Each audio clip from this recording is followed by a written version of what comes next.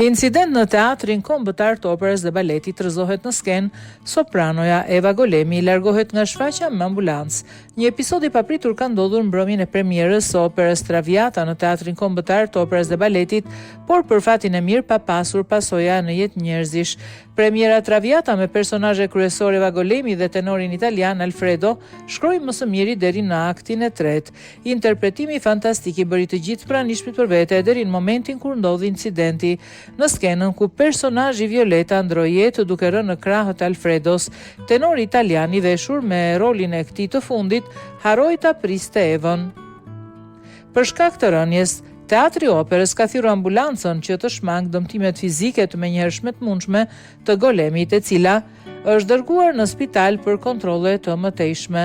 Pas vizitave, sopranoja rezulton të mos ketë dëmtime serioze. Mjekët i kanë rekomanduar Eva Golemit 10 ditë shkëputje nga skena që të mos ketë probleme dhe të mos krijojë sforcim. Për këtë arsye, Golemi nuk do të jetë në skenë për rolin në vijim të netëve të shfaqjes së premierës.